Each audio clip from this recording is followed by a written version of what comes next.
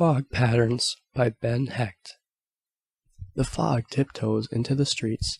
It walks like a great cat through the air and slowly devours the city. The office buildings vanish, leaving behind thin pencil lines and smoke blurs. The pavement become isolated, low-roofed corridors. Overhead the electric signs whisper enigmatically, and the window lights dissolve.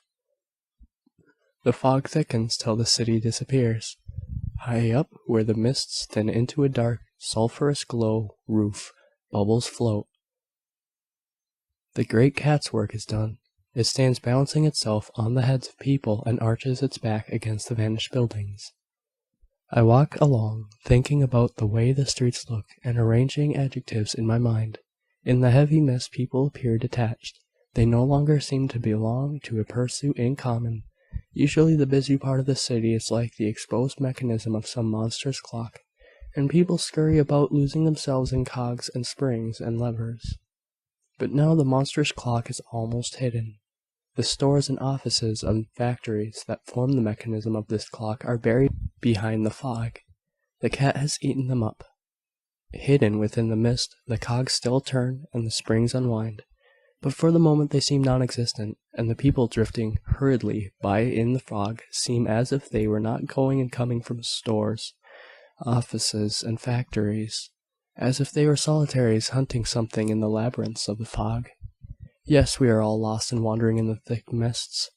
We have no destinations. The city is without outlines, and the drift of figures is a meaningless thing. Figures that are going nowhere and coming from nowhere. A swarm of supernumeraries who are not in the play, who saunter, dash, scurry, hesitate in search of a part in the play. This is a curious illusion. I stop and listen to music. Overhead a piano is playing and a voice singing. A song boosting shop above Monroe and State Streets. A ballad of the cheap cabarets.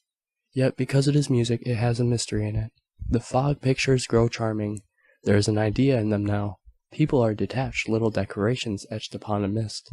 The cat has eaten up the monstrous clock, and people have rid themselves of their routine, which was to tumble and scurry among its cogs and levers. They are done with life, with buying and selling, and with the perpetual errand. And they have become a swarm of little ornaments, men and women denuded of the city. Their outlines posture quaintly in the mist. Their little faces say, the clock is gone. There is nothing any more to make us alive. So we have become our unconnected selves. Beside me in the fog a man stands next to a tall paper rack. I remember that this is the rack where the out-of-town papers are on sale. The papers are rolled up and thrust like rows of little white dolls in the rack. I wonder that this should be a newspaper stand. It looks like almost anything else in the fog. A pretty girl emerges from the background of fog. She talks to the man next to the rack. "Have you a Des Moines newspaper?" she asks. The man is very businesslike. He fishes out a newspaper and sells it. At the sight of its headlines, the girl's eyes light up. It is as if she had met a very close friend. She will walk along feeling comforted now. Chicago is a stranger. Its fog-hidden buildings and streets are like strangers, and its crowds, crisscrossing everywhere, are worse than strangers. But now she has Des Moines under her arm.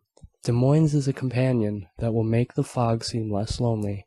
Later she will sit down in a hotel room and read of what has happened in Des Moines buildings and Des Moines streets. These will seem like real happenings, whereas the happenings that the Chicago papers print seem like unrealities. This is Dearborn Street now, dark and cozy. People are no longer decorations, but intimate friends.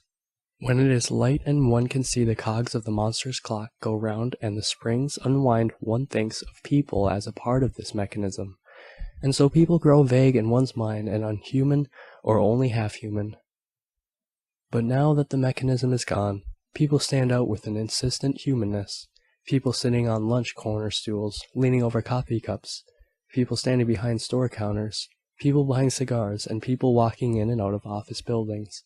They are very friendly. Their tired faces smile, or at least look somewhat amused and interested. They are interested in the fog, and in the fact that one cannot see 3 feet ahead, and their faces say to each other, "Here we are all alike. The city is only a make-believe.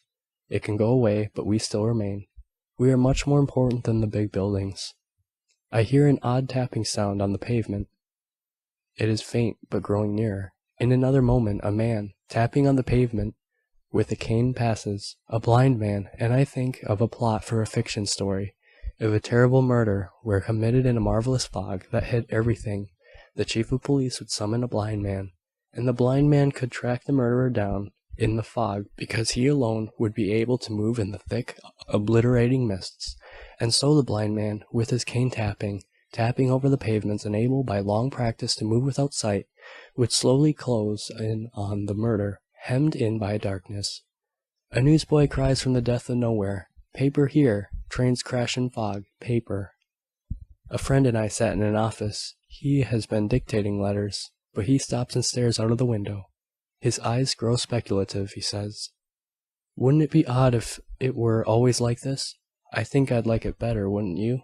But I suppose they'd invent lights able to penetrate mist, and the town would be as garish as ever in a few years. But I like the fog because it slows things up. Things are too damn fast to suit me. I like 'em slow, like they used to be a century ago." We talk, and my friend becomes reminiscent on the subject of stagecoaches and prairie schooners, and the days before there were railroads, telephones, electricity, and crowds.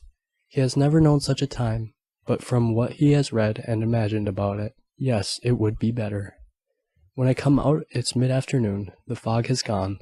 The city has popped back and sprawls triumphantly into space. For a moment it seems as if the city had sprung up in an hour. Then its sturdy walls and business windows begin to mock at the memory of the fog in my mind. Fogs do not devour us, they say. We are the ones who do the devouring. We devour fogs, and people, and days, marvelous buildings. Overhead the sky floats like a gray and white balloon, as if it were a toy belonging to the city.